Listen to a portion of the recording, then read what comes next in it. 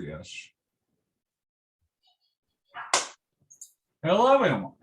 Welcome back to Downstage. Hang on for a second. Yes, there we go. Sorry, I didn't have it on gallery view. Although it'd be switched to speaker in a couple of seconds. But I am, as always, is Bryan Davis. Joining me is right there is Hayden, and of course, new co-host or temporary co-host. We haven't really figured out. Darren DeF. Hello, everyone. Who is gracious enough to actually jump off into this week's episode. So, Darren, if you want to jump off. Oh, I didn't know I was doing that. Okay. No pressure. Okay, so we have three main topics we're going to talk about today. I believe the first one on our list is the which I'm the least familiar with, but it's the Cary Fukunaga allegations on his inappropriate behavior on set, and it's been happening since 2016. Yeah, and he's been grooming women. He's been threatening their careers with to work on sets or be in movies, getting people to do things they don't want to do, stuff like that. Correct me if I'm wrong, but we'll talk definitely more about it. And then following up, we'll be talking about Ezra Miller. Esmeralda?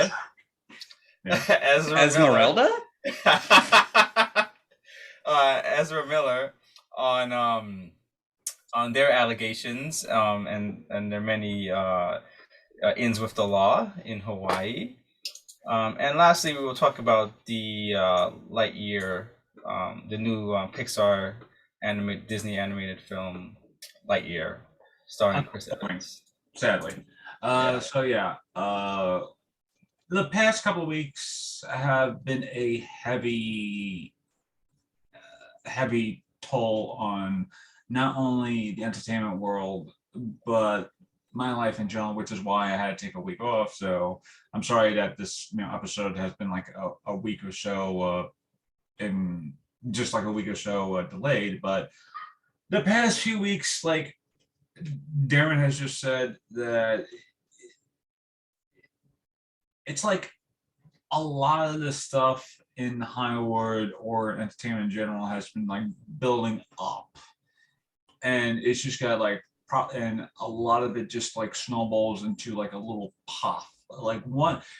It's weird because it's like when one person does something, somehow along the way, news of an unrelated person doing the exact same thing just happens to pop up, and then suddenly it's like another unrelated person with the same similar allegations pop up. So it's like, and then with ironic you say that when there's sirens somewhere in the background.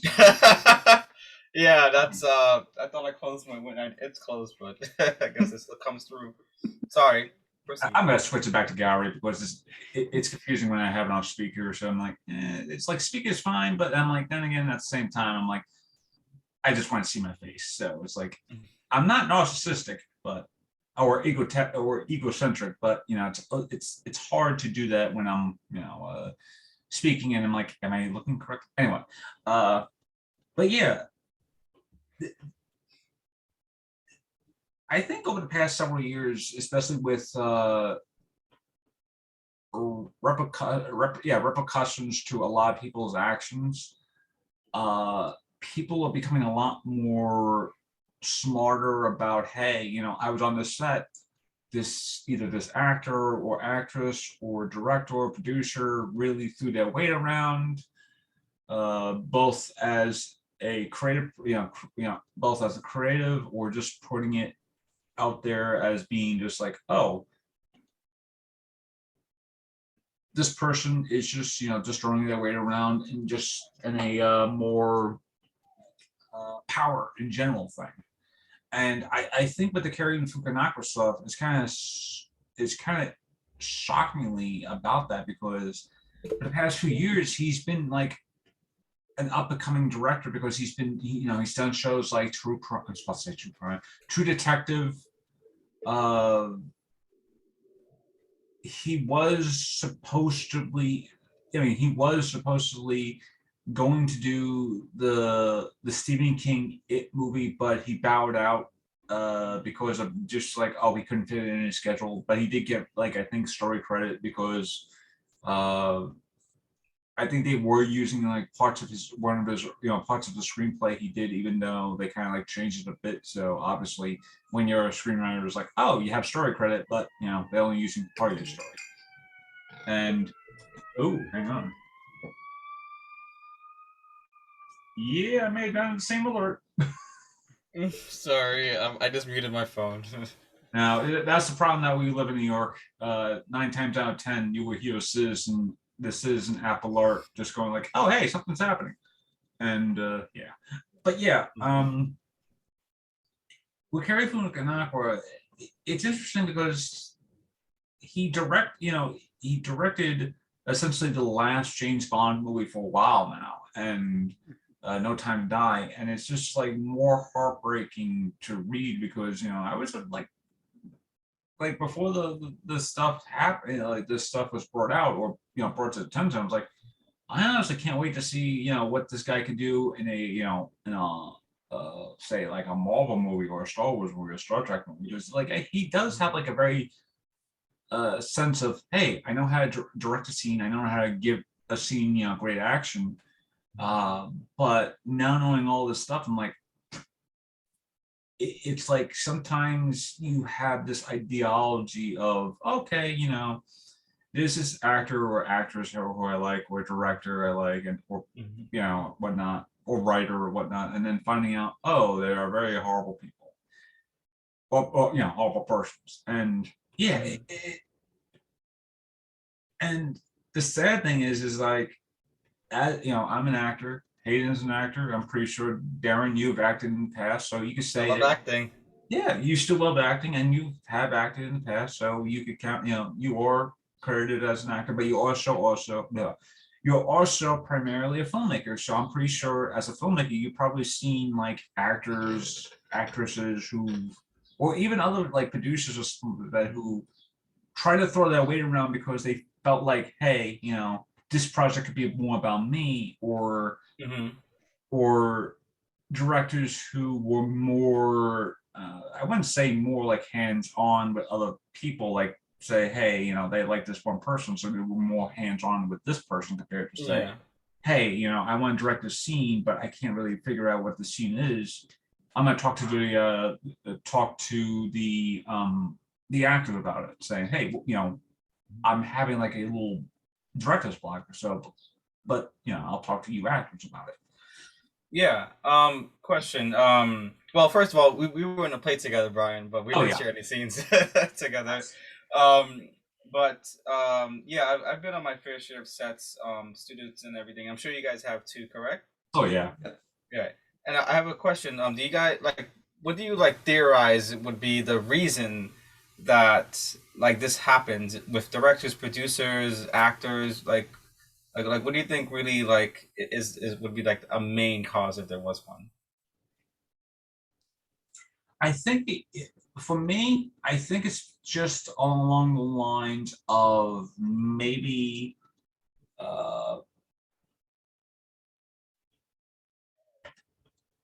just maybe in the sense of there are probably particular people who are just, I wouldn't say aimed a certain way, but are just positioned in a certain way that if they didn't have a type of what's the term? A type of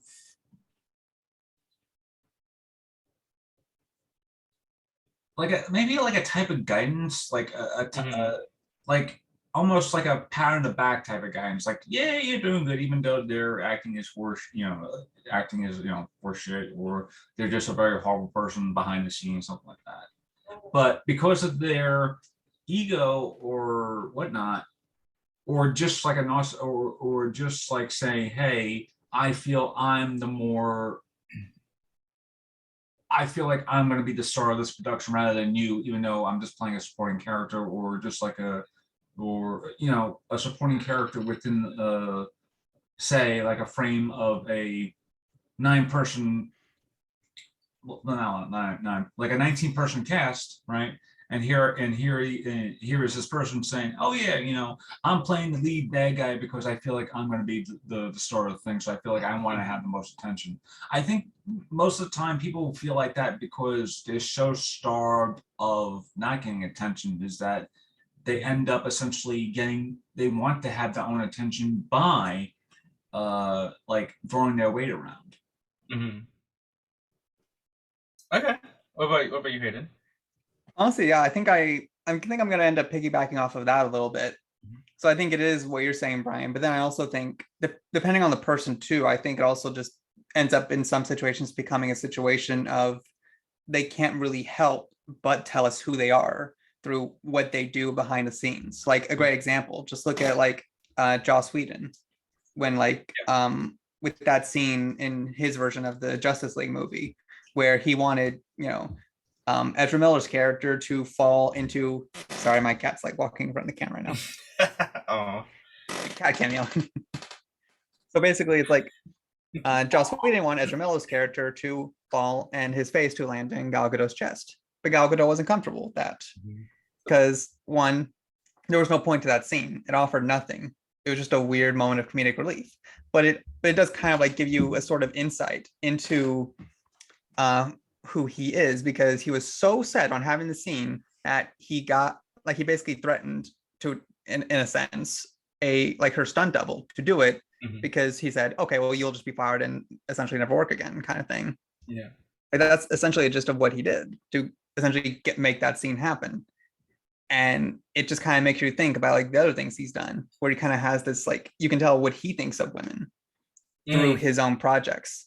So I think it is like what Bryan was saying. It's like it is that ego, that narcissism, and when you get that position of power, it's like you do feel like you can exert it how you want, and because you're exerting it based on what you feel and what you do desire in your own like soul, that you can't help but like show it in front of everyone to see, because you feel you have the power to do it essentially. Yeah.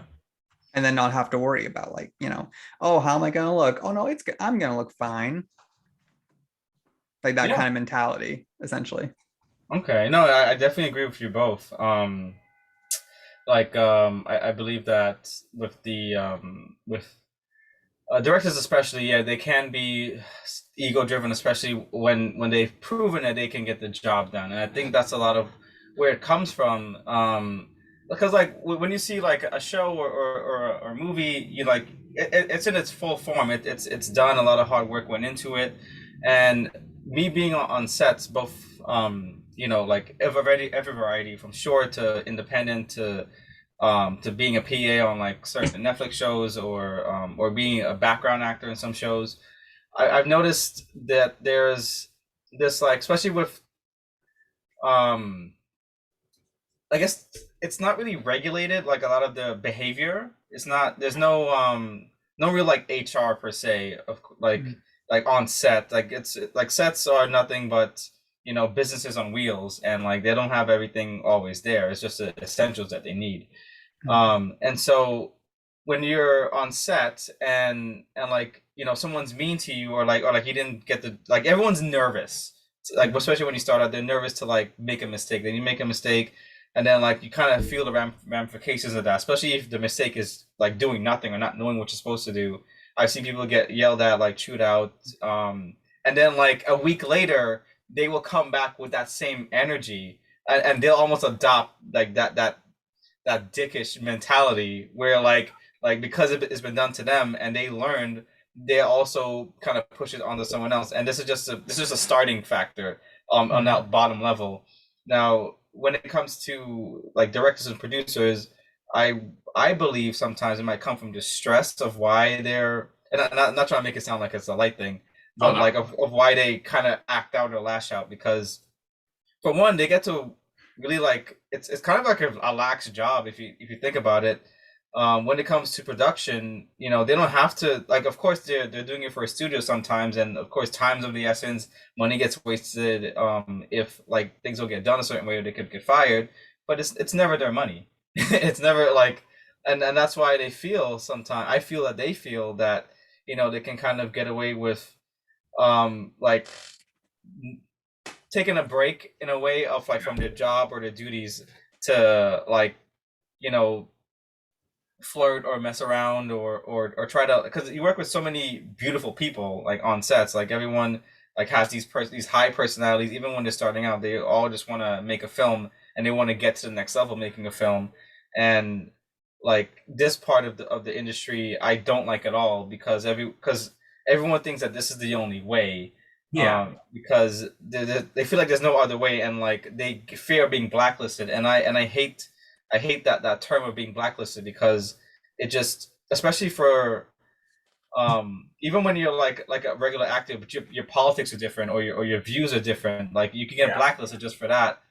And now like with contracts and stuff, everyone is like trying to stay in the game while they got skin in the game, you know. And then sometimes they feel that they can just, like, it feels normal to them. It feels normal, like this is how it's always been. So it feels normal that, because they get away with it so often, it feels normal. You know, when it started with Weinstein and the Me Too movement, you know, like he's been getting away with it for years because it was normal to him. He normalized it for himself. He didn't think anything wrong with it because no one called him out for it. And that's something we have to do more in Hollywood. Because like honestly, I'd call them out and everything. I would audit them if I could. Yeah. Because like the things that go on set, I would like, no, don't talk to that person like that. You didn't have to go that hard. I'm sorry. I You think know.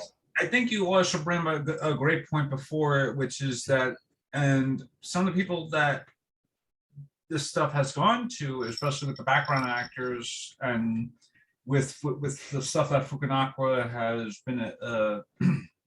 has been allegedly been doing, it brings up a good point, is that a lot of these people are not only background actors or performers, as to say, but they're also relatively young. And when you're relatively young and getting into the business of saying, hey, I want to be an actor, or I want to be in the acting, you're so naive and you're so driven into becoming an actor, you know, to perform and whatnot.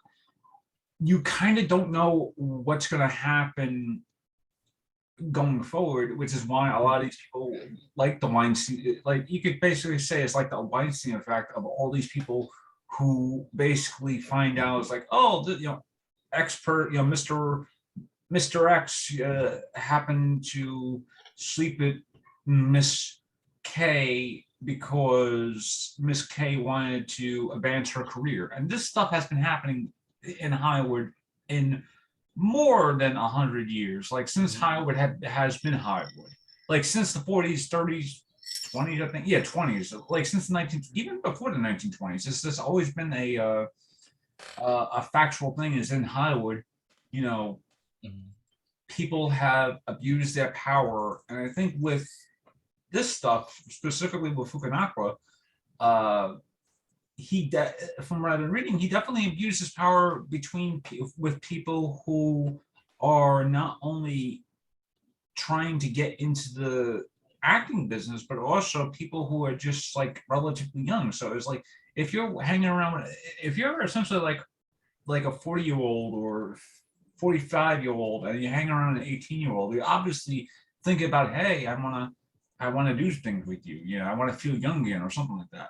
Compared to say, you know, if this was like a 40, 50-year-old just taking this person under their wing saying, hey, you know, I'm what they call a veteran actor or something like that.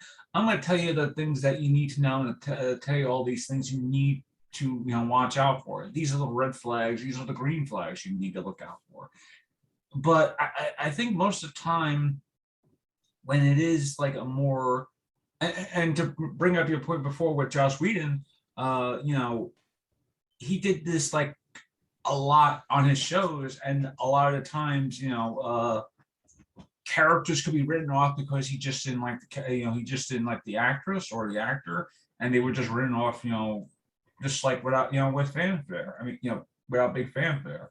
Or I forgot what the whole thing was, but in Charisma Carpenter's case, her character of, oh, hang on, give me a few seconds. Oh crap! Hang on, my Buffyism is actually dropping on me, and one of my friends has got to be laughing at this. Hang on. Well, while you're thinking of that, I'll also kind of Yes. like quickly go back to what you were saying as well, Darren. It's like it is exactly that thing of like because like a director like that knows he wouldn't be able to get away with that if it's like one of the main actresses, someone who is going to have a lot more pull, for example, in the industry than just a background actor who, like you said, is going to be new, is going to be starting off and is a very unknown. Because that's the thing, is like if they did that to like one of the mains, it's way easier to rehire a new director than to recast a big name actor or actress. So there's also that too. It's like it's like that is the kind of thing of like, hey, I know I have this power because I know that if I try to do this on like someone who's a big name, that's not gonna fly. I'm gonna lose my job. So, but if I do this on someone who is an unknown, I can get away with this easier. So there's also that aspect too.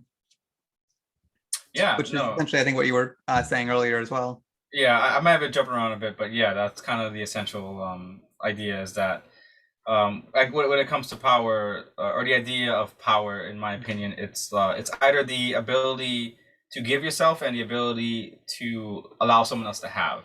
So it's like if someone comes at you and they think they have authority over you, it's up to you to decide if you want to give them that authority or take some of it away by giving yourself some power to combat that. Like whether that's just in your confidence, in your answers, and in what you do next. So it's but like it can be difficult because everyone is just trying to make it, with their however they preconceive the idea of the film industry and what they want to do. But a lot of the times though, Hollywood, like it needs to be, to quote Tony Stark, it needs to be put in check.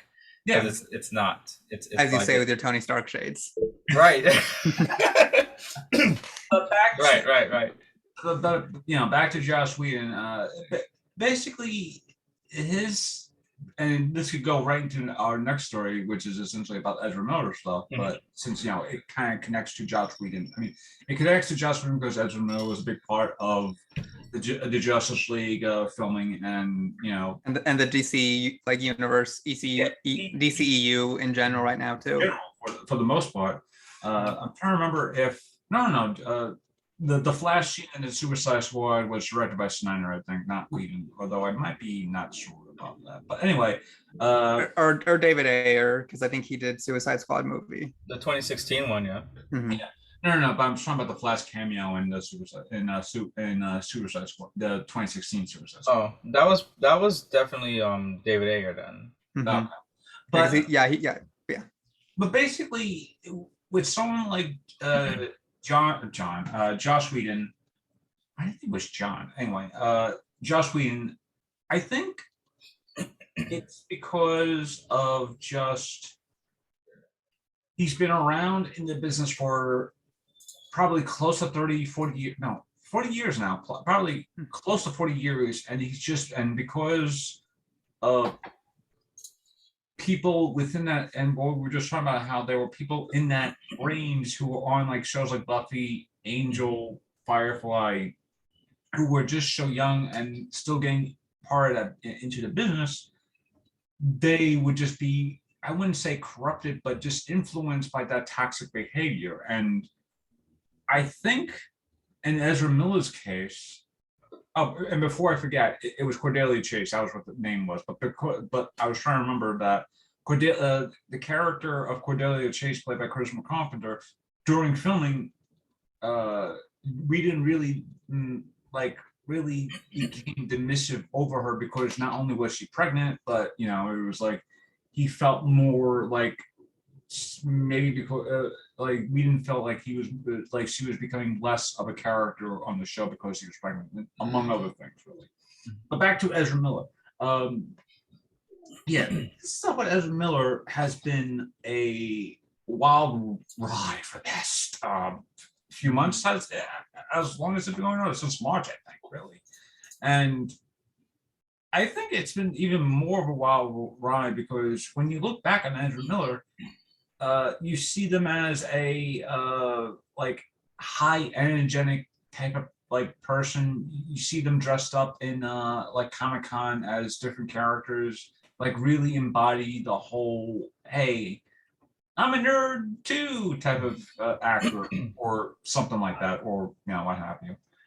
And then you read about all these allegations where it's like, all right, first off, you have this whole stuff with him in Hawaii and basically terrorizing Hawaii for like a month or so, being arrested not only like maybe 5 times in a week, or what was it? It may have been like 5 times. Yeah, it might have been like 5 times in 1 week. And then suddenly it's like he's just basically our own lamb again. Just basically there's this video of him at some party in Hawaii, and on the TV there's literally like, please look out for this person, and then there's like pan across, and the person pans across, it's like there he is, like, I mean, there they are, just like, having just having fun at this party. And I'm like, and it's weird because, like I said before, Ezra Miller, when they first came on the scene, they had this like vast energy, whatnot, of just being like saying, hey, I'm a cool actor, and like I'm a nerd too, all that stuff. Come out dressed as different characters and whatnot, and he being part of a music music band too, saying, hey, I'm a singer, I have a side band, all that stuff. So I'm doing a lot of other stuff other than acting. But then reading about what happens with essentially just getting into fights with people in bars and just being a violent drunk or what have you, and then like a couple of months later you just find out about him taking essentially someone hostage, or no, not hostage, but just basically taking someone's own identity away from them. It's another form of grooming, yeah. Yeah. And just being like saying, you aren't this person, I feel like you're this person. And and to me, I'm like, that's even more upsetting, because you read about it more and more about this person's life and just go, it's like, how the hell is this even happening? And it just go back to the previous notion of, with the previous discussion point, where it's like this stuff has been happening for the past, like, whoever, like ever since Hollywood has really been in the foundation.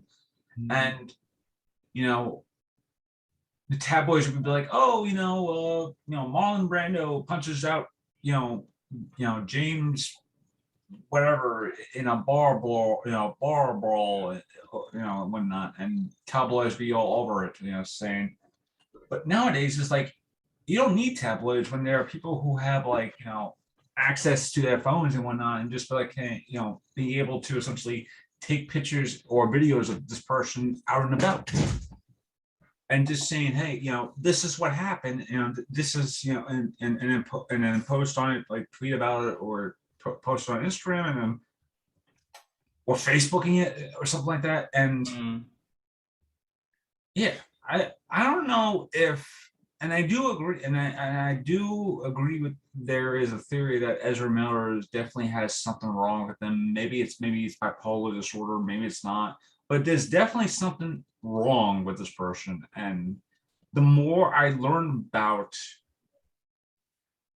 their actions and basically grooming and their violent altercations with other people, I'm just like, this person really needs, psychiatric help. There we go. Yeah. And that could, that of course, that could be, that could be an option. That couldn't be an option. But then again, it's just like, I don't know. It definitely feels like, I got a question. Yeah. All right. Please. So, yeah. Okay. So, yeah, I want to start by saying first that, Esmeralda definitely needs some kind of help. But like, I do feel like maybe the fame got to this person. Yeah. But the question I want to ask is, if you were Warner Brothers executive producer, or one of the execs in that room talking about Ezra Miller. What would you do? What would you suggest or say? And let's for even better, Ezra Miller's in the room too. What would you say to Ezra? Well, for one, Good guess. I would definitely, if I was in a Warner Brothers executive, right, or Warner Brothers Discovery, whatever it's called now, but just for the sake of everything, I'll just say Warner Bros. If I was a Warner Brothers executive, right, I would just say, hey, we gave you so many chances to fix yourself, right? Or just so many chances to be a rising star. And this is how you repay us. You basically not only tarnish our name, our brand, our legacy, right? Because now Warner Brothers will be known as essentially not only imploring you, but also the stuff with Amber Heard and Johnny Depp. So we have essentially to deal with these two different things, right? Mm-hmm. But now we have to deal with your shit. So, and I wouldn't even pull any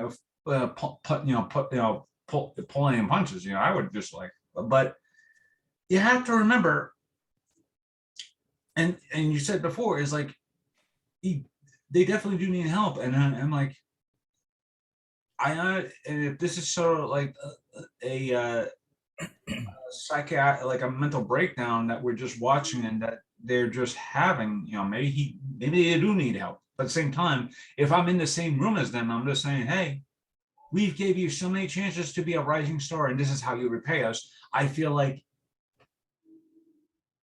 that, this is not only a breach of contract, but also just like a slap in our face, just because it's basically like saying, hey,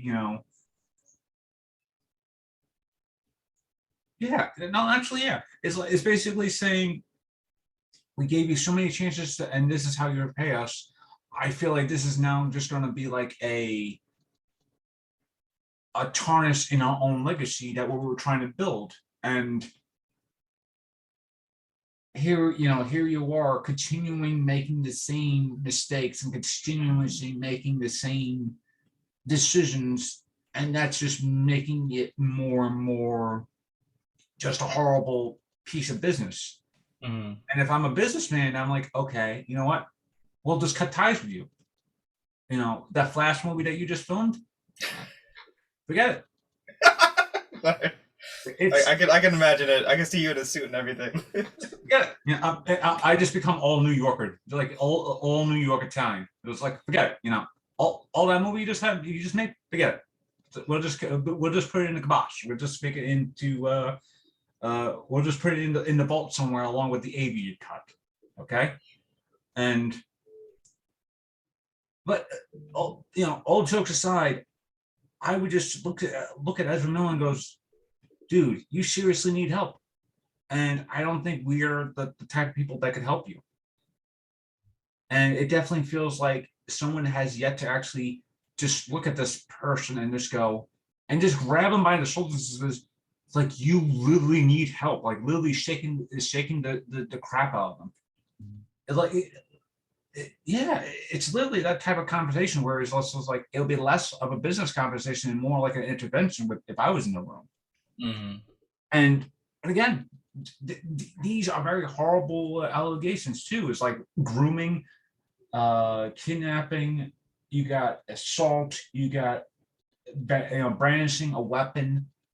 Yeah, and essentially like fleeing. Fully, yeah. And of course, if you were in the room, Hayden, you'll probably like, it'll be a different conversation. Obviously, I mean, it'll be the same conversation, but a different conversation tactic is what I was trying to say. Is that true, Hayden? Honestly, like Bryan, if you were essentially bad cop, I'd be worse cop. Because I think we also need to keep in mind that I think Warner Brothers has tried to help Ezra get better in the past. Like they've tried, but it's clear that they have made the choice themselves that they are not going to put in the work to change.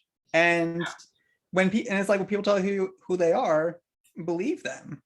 So when it's clear that Ezra is not going to change, you then as a studio have to figure something out then, because if you're just going to enable it, Yeah. And not only are you creating a bad business practice for your corporation, for your studio, but then that's just going to carry over to whatever projects he goes on to next. Yeah. Because you're just allowing him to get away with this. Like, I feel like this does go back to so much what we're talking about anyway.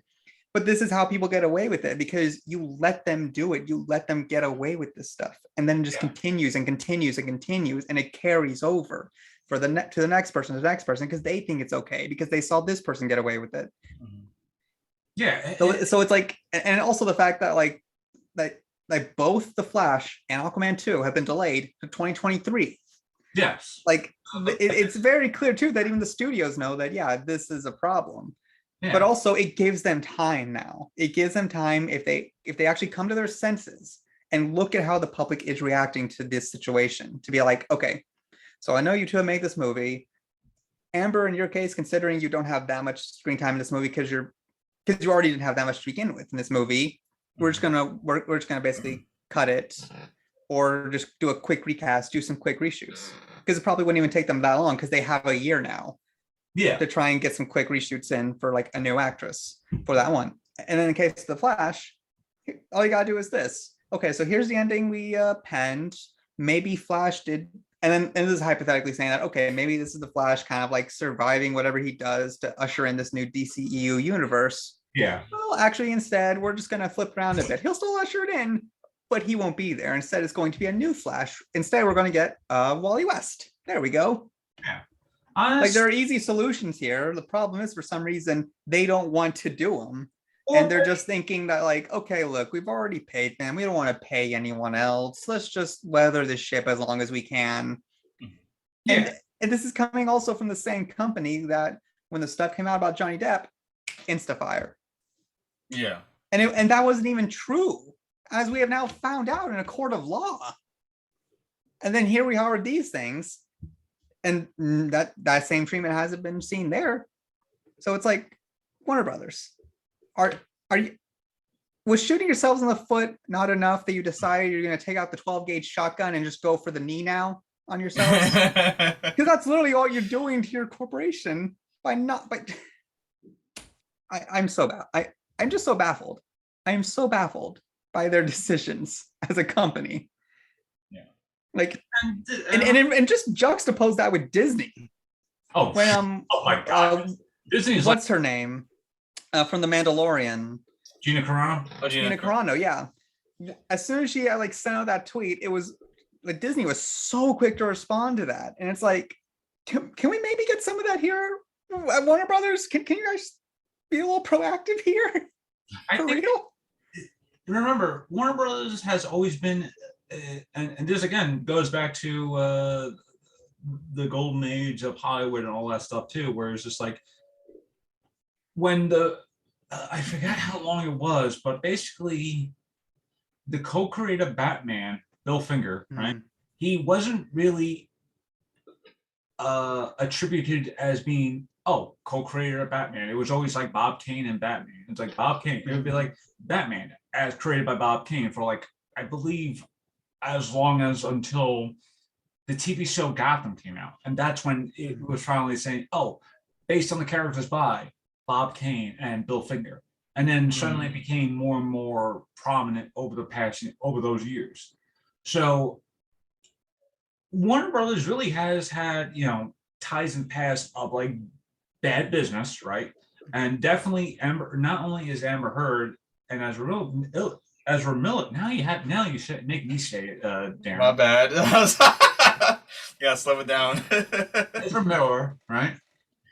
It's basically bad business for them, and now they have essentially almost like a year to figure out. Okay, we definitely fuck things up. How do we fix this? And as actors, right? The easy fix is like what Hayden just said. Hey, at the end of the thing, at the end of the Flash.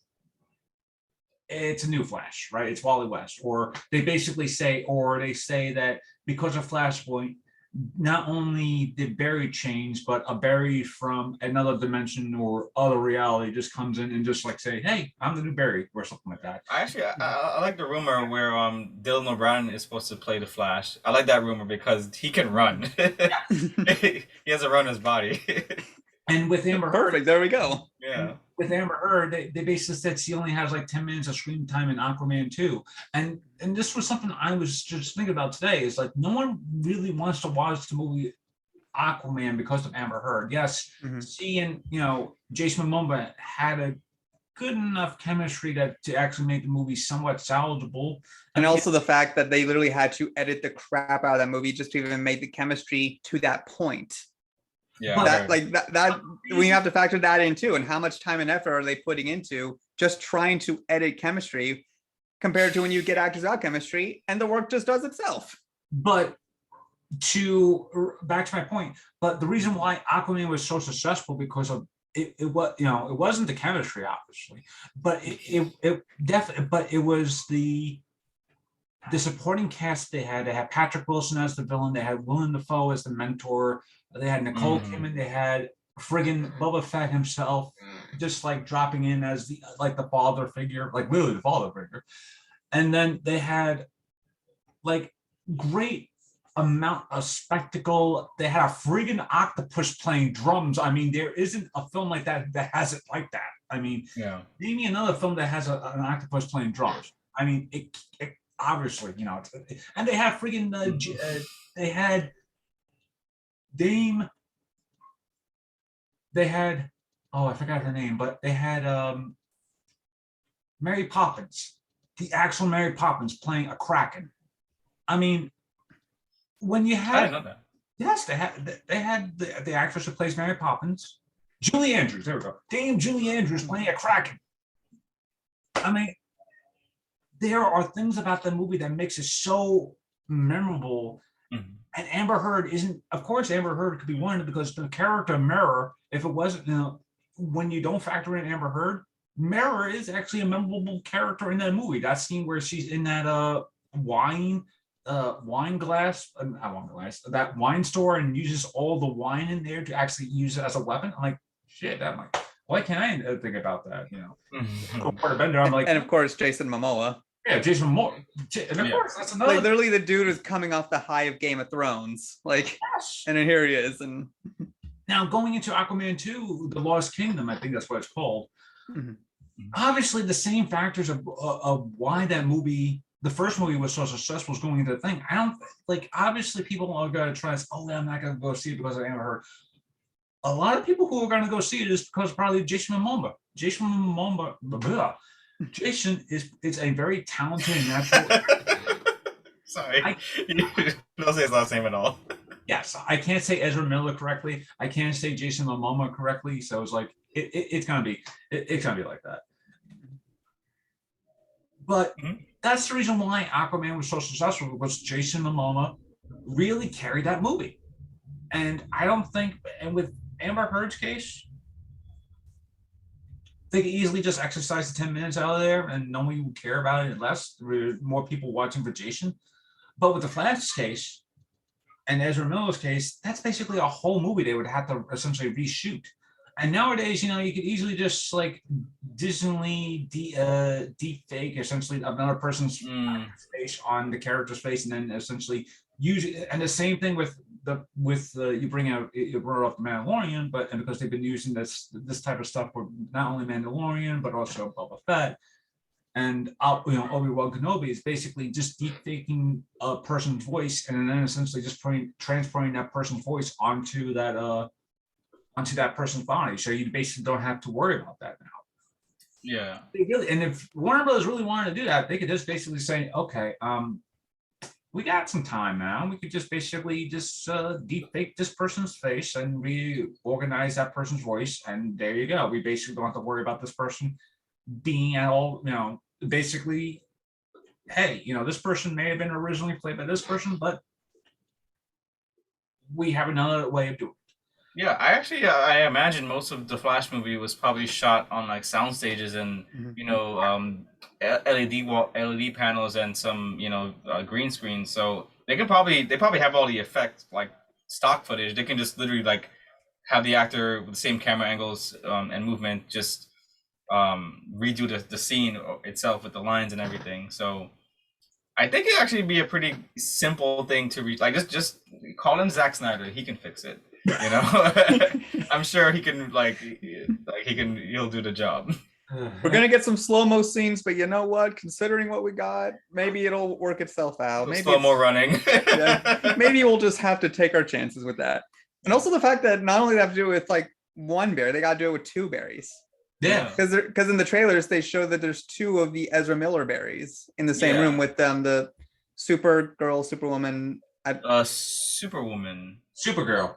Okay. Supergirl. Yeah, I couldn't remember what her title was specifically because I don't know if it was Supergirl that gave her a different title or. Yeah. That's another thing about this Flash movie being delayed yet again is because Warner Brothers was planning on releasing the Batgirl DCEU movie out, like, say, sometime this year, and that would have been connected to the Flash because it would have been showing Michael Caine's Batman, Michael Keaton's Batman front and center. And now you can't really show that movie without showing why Michael Keaton's Batman is back. And that's another thing that really pisses me off about this movie being delayed is because I love Michael Keaton. Michael Keaton is one of the greatest versatile actors at all. And him playing Batman, that's basically me seeing old Bruce Wayne from Batman Beyond. And if I have to wait another few years just to see that actually happening, then I'll wait another few years and actually see Bruce Wayne, Michael Keaton as Bruce Wayne, pair off against Ben Affleck's Bruce Wayne, or Ben Affleck's Batman, or Bruce or Keaton's Batman. But yeah, I think overall, between these two stories, specifically these two stories, with Cary Fukunaga and Ezra Miller, it's all just bad business. Yeah. And bad business really can't do anything. And speaking of bad business, we end the show this week talking about Lightyear. Bad business. Yeah. I'll make it short and sweet. So Lightyear just came out this past weekend. Anyone seen it? Yeah, it just came out this weekend. Oh, you're gonna see it this weekend? No, this past weekend. Oh, you saw it? Okay. I didn't see it yet. No, I haven't either. I didn't see it, and honestly, I'll just quickly sum up why. It's because this feels like a movie that honestly, they should have made it like around the time Toy Story 4 came out. Yeah. Because let's be honest, like the only reason that works is because of its connection to Toy Story. So if they made it like with a couple years after that, then I think this movie would have actually done way better than it actually did. And how well did it do, Brian? It made at least, I believe, $50 million. $60 million around that area. Yeah, opening night 50. I mean, opening weekend 50 million. Yeah. It was estimated 80, but it didn't. Oh, or 120 or 80, I forgot. But yeah, it's a couple million short. Yes. Yeah. And I think this is actually a good track record for Disney's animation studio because the past few movies, not counting Frozen 2, I believe, have not really been a big help in terms of the animation lot. Of course, the past few years happened to do with this thing called COVID and the theaters being shut down, so they couldn't really harness all these movies together. So naturally, a lot of these animated movies, like Encanto, I think Soul was another one. What else was Luca, and a few others were basically released on Disney Plus. And Turning Red. That one too. Turning Red. And because of that, they couldn't really show that these movies could be, properly done on a more, actually big level. And of course, because of Enchanto's, I believe, I think this is Encanto. Yeah, Encanto's not only success with the soundtrack and the viral thing about it, it got another chance like after, I believe, after the Oscars, it was like, oh, hey, go back to the theaters and watch Encanto and have a sing-along. And I think it got like some resurgence because of that too. But there are just other, but because of, the animation, Disney, I think because Disney animation just hasn't had that big impact, the big impact that it once had, just regardless, because of, like before Frozen, there wasn't like, and before Frozen, right? there was like maybe Toy Story 3 that was like the big movie that they had, and then boom, Frozen, and then they were just like, obviously they just feel like, hey, they are just missing something. They're just missing that little spark that would just that would essentially just become like the next big animation thing. I mean, the animation boom. There we go. But because of just like, I think just time issue. I mean, not time, just time releases and just like releasing in general. It obviously feels like, hey, Disney doesn't have that power that it has in terms of animation before, and I think that's another reason why they've been leaning towards like live action remakes. Like they just announced this week that Guy Ritchie, who just directed the Aladdin remake for them, he's gonna be doing the Hercules remake. And like, instead of like saying, hey, why don't you just make a new Hercules movie animated? No, we'll just make it live action, make it like more bucks with that. I think they're just starting to figure out, and I think Disney is just slowly starting to figure out like animation is just not giving them the power that they once had before, and now it's just like, hey,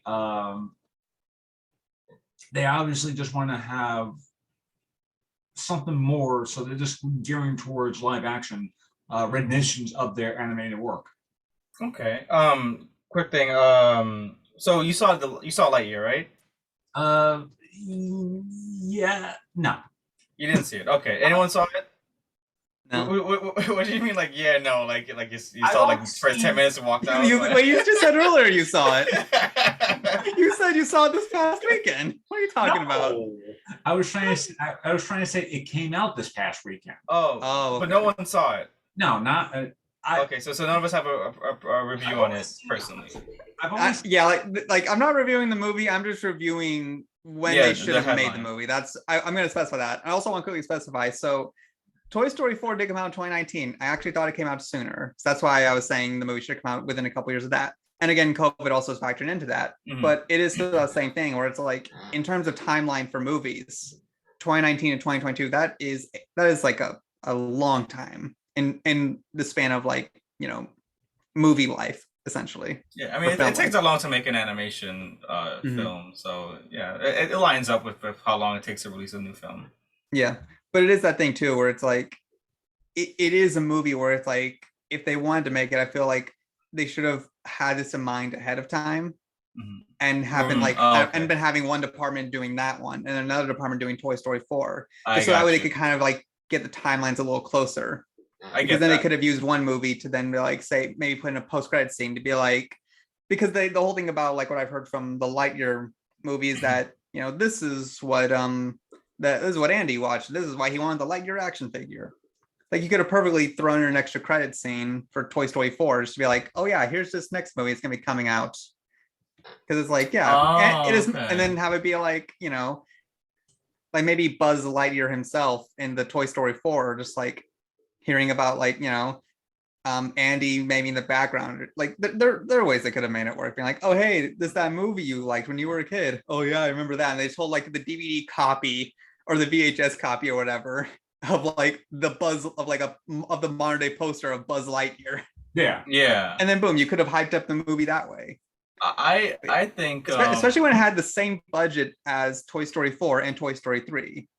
And the fact that it is not doing so good, because again, this is Disney. That by the fact that it's Disney should be bringing in the big bucks, but yeah, 200 million. A lot of movies cap at 200 million now for some reason. It should not take this much to make a film, honestly, in animation. I do like the animation that they made for Buzz Lightyear, because they do not make him picture-like. I mean, they do make him picture-like, but they make him picture-like, actually, like something that a picture movie within a movie would actually look like, compared to, say, the dogs are barking out, so they don't like it either. Yeah, they hear me talking about Buzz Lightyear, like, oh, no one cares. That was our chew toy. We want it back. But yeah, I mean, for the past few years, Disney has not had a good track record with animation movies, specifically with their own animation movies, but also with the animation movies that they have with Pixar. Even though Pixar is like a separate studio now, even though they basically, I think it's a separate studio, but it's still under the Disney banner. Yeah. They started as a separate studio themselves, and Disney bought them. So, like they make movies for themselves, and sometimes they make movies for Disney. Whereas you see both Disney and Pixar, and then Pixar themselves make specific movies to them. So sometimes only the Pixar team is involved, and sometimes Disney and Pixar are involved. Oh, okay. Yeah. But in that case, it's definitely when you're looking at like the track record by Disney, right, and Disney Animation, and then you look at Disney Pixar. Obviously, Disney Pixar, okay, it's Lightyear. It's right before the start of the summer. It should be a modest hit, and of course, it doesn't really gain that much. It's like currently it's. I think it's like currently like maybe 90 million overall. Compared to like a $200 million budget. I'm like. And compared to like the last movie, Toy Story 4, that made like maybe what $500 million in the box office or close to that, I think. And Toy Story, and like you said, Hayden, there should have been a nod in Toy Story 4 where it's just like, Buzz is talking about, oh man, the thing about rebooting the Buzz Lightyear toy line. How do you think I'm gonna be? How do you think they're gonna do it? And then there's like, obviously, Rex or everyone else are just joking about that. And then one of them would probably said, well, they probably cast a new voice or something like that. And then they would just look at the camera and just go, nah. So Toy Story 4 made $1 billion. Oh, $1 billion. Okay. I think they made okay. And again, that's the power of Tom Hanks. Really is just honestly, I wanted a Woody movie. Honestly, yeah. To be fair, wasn't Toy Story 4 in a lot of ways the Woody movie? Yeah, I mean, it'd be a hard title to sell. I don't know how else would honestly call it. Woody animated movie about Woody's Woody's Roundhouse or Woody's Roadhouse? No, it's Roundhouse. I think Roundhouse. Just like the backdrop of Woody's Roundhouse, right? You have Stinking Pete, you have the horse, you have Jesse, you have Woody, right? Have it like based on an episode that, and maybe even based on the episode that was going to be essentially the episode that was, the one that wasn't canceled. Like, after this episode, it was canceled, obviously, right?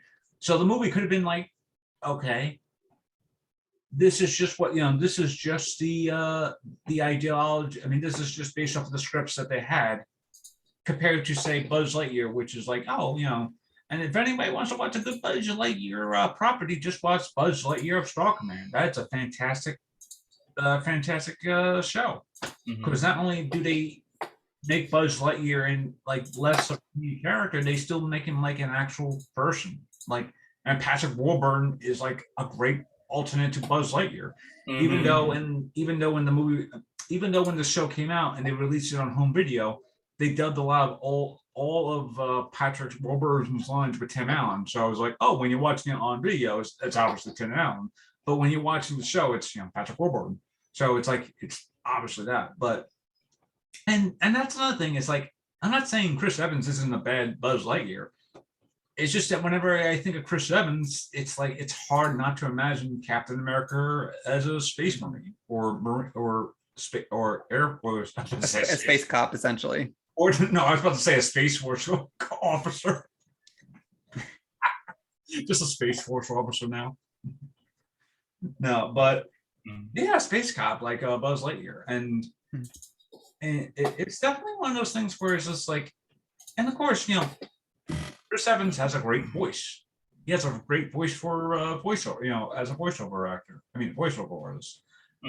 But like you said before, they should have really thought out the project rather than just saying, hey, we have an idea, we got some money to burn, why not we just make a Buzz Lightyear movie? And also the reason why I say this is because they did this around the time when they made like that Buzz Lightyear movie around the time that Toy Story 2 had either come out or was coming out. So they're already kind of pairing it like that, which is like, that is a great way, because let's be honest, everyone who watches something like Buzz Lightyear, they're only going to be thinking about Toy Story. So you got to use that to your advantage. Yeah, and it's weird because, you know, you have a character like Buzz Lightyear, and he's not dressed like the classic Buzz Lightyear, you know, I guess armor, spacesuit, whatever you call it. You know, he doesn't have the white on purple wings or something like that, and you know, there's no Randy Newman song to show that he's melancholy or something like that, and then you have that. Obviously, then you have it being more geared towards like a very action-oriented, like almost like it's geared towards the people who grew up watching Toy Story, almost like for their kids, saying, hey, you know, this is what your parents watched, so this is what you're gonna watch, sort of. Yeah. I definitely have a few takes on the on Pixar and animation in general. Yeah. I for one personally think that animation as a medium isn't like going away or not making enough money for things. I mean, it can be argued, yeah, but animation still like is a great way to tell stories. And I think that even though we didn't see this movie, so this is, I guess, us guessing for the most part, but I think that they didn't have a good enough story to compel it, and the reviews kind of reflect that too on how people feel about the movie. And it's probably not the case, but there are certain talks about the politics of this movie as well, where there's apparently like a dispute or something like that, or was that controversy with this there's like a gay couple that kiss, like two women that kiss in this movie, and Disney took it out for overseas international theaters, and of course people are mad at that because they should have, you know, kept their ground, because I think originally they were gonna say we're not cutting that scene, and then they end up doing that because they need the money, or they, you know, they want to just please another country. And at the same time, it's like like you don't have to please all these other countries. And it's funny, like everyone, you know, screams for diversity sometimes, but at the same time these other countries really don't care about that. But yet we do everything we can in this business at least to appease them. But and just such an irony of Disney too, where it's like they talk so much game about it, when push comes to shove, they back away. And I think it's just the nature of the beast, where it's just like Disney and Warner and studios like Warner Brothers, they've done this stuff so many times now, where it's just like in the end they're just trying to make a good profit, and sometimes there's a, you know, they make the profit, and then sometimes I think it's just bad business, and they just can't make the profit anymore, and they probably would have to rethink, you know, just things, you know, regardless. With Lightyear, I think it was probably maybe a good one-off movie. Honestly, it was just, I don't think maybe they're like saying, hey, you know, this is gonna be a new franchise for us. No, I think they wanted that. Honestly, they probably didn't want that. Oh yeah. And honestly, with the way they've been doing with TV shows, mostly with Disney Plus TV shows, with, you know, with their more focus on Disney Plus movies or TV shows, I honestly think there's probably going to be a lot more going that forward. And there is going to be a Disney Lightyear. Yeah, if there is going to be a Disney Lightyear thing going forward, I wouldn't be surprised if it does land on Disney Plus. Yeah. After of course, you know, the movie lands on Disney Plus, and suddenly this movie becomes so popular to watch on Disney Plus. Yeah, like I mean, it could get some kind of cult following maybe later on, but as far as like their actual animations like style, it's getting pretty stale, I would say, as far as like their creativity. I mean, they're really good at creating every material except skin, which always looks like a toy or plastic. So like all the detailing, all the texturing, metal, rock, you know, buildings, all those elemental things they're really good at in animation for 3D. but like like they're always gonna have the big eyes and the head with like this like plasticky skin because it represents a toy anyways. But then you have other animations like Sony animations. They really mix it up, and like they do 2D, they do cell shade, they do stop motion. And granted, Disney did just release a film, got Chip and Dale Rescue Rangers, Yeah. the hybrid live action animation, and that's I like that. That was great. I thought with how they mixed everything. Granted, they didn't do as much 2D animation as I thought they would. It's mostly cell shaded 3D, but there's still like an audience for animation. But I do think that as much as Disney likes to keep it for kids, quote unquote kids, because they like animation doesn't get really that rated R or that PG-13. But I do believe that like if they want to like tell better stories, sometimes they might have to go that route, and I don't think Disney's going to be the company to do that. Like maybe Sony might. Well, And some of the- Amazon Prime already did that with Invincible. yeah, exactly. That I And then like to also see- another show they came out with. I remember seeing trailers for it. I forgot what it was called, but it was almost this like D&D-esque inspired kind of story, and it had all that kind of gore and violence that you've seen on Invincible, and they just kind of brought that there as well. yeah, Netflix too. Yeah. It's based off a Critical Role. I forget. It's basically the first campaign they did on Critical Role, translated into a animated story. But I think to close out this episode, I forgot. To close out this episode, I want to give out a nice little shout out to Guillermo. Oh my God, I'm messing up names today.